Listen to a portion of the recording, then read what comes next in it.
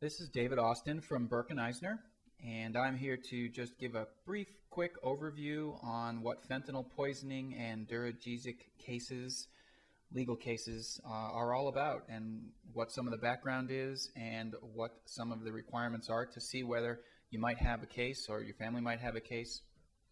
So first we'll start with what is duragesic and fentanyl. And you probably may already know this, but it is basically a very strong pain medication that was originally manufactured by Johnson & Johnson, and now it's commonly found under a variety of names, and it's still basically the same product, the basic strong medication. It's just manufactured by many different companies, some of which you see here on the screen. The patch is used to control very serious pain. It was originally used in cancer patients, and then it subsequently was used also for chronic pain that was at least moderate to severe. And that's the reason that it's limited to that. One of the reasons I think it's limited to that is because it's such a powerful medication. The delivery of the medication is done through the patch, and the patch is designed to be adhered or stuck to your skin, and then it slowly releases the medication over time. And the reason that's important is because it's so powerful, you don't want it to be released quickly. And that's really the heart of the problem with these patches, is that if the medication is released quickly, then you have a danger of an overdose of what is known as fentanyl poisoning, and then it can result in an overdose, which can then suppress your breathing to the point of causing you serious injury, or in some cases even death. And how that happens is basically some sort of compromise of the patch itself, meaning that there's a break in the adhesive seal, there's something called a fold over defect, or there are holes or cuts in the patch that cause some type of leaking.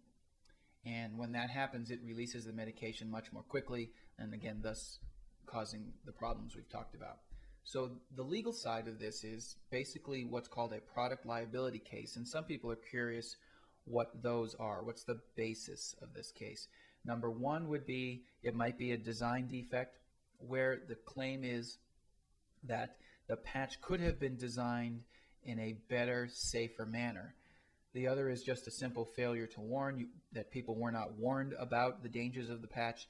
And the third is that in the process of manufacturing or making the patch was damaged, and thus causing weaknesses in the sides of the patch or actual cuts or holes, thus causing the leaking.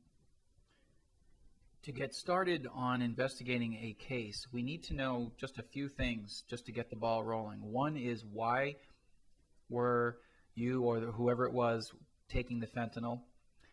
We need to know what the blood levels were of fentanyl, and that's usually found in a toxicology report or in some sort of an autopsy report if the fentanyl poisoning resulted in someone's death.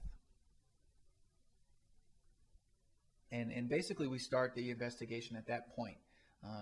Knowing these facts gives us a good reason or a good starting point to determine whether a legal case can be pursued. So that's pretty much the overview on these fentanyl poisoning duragesic cases.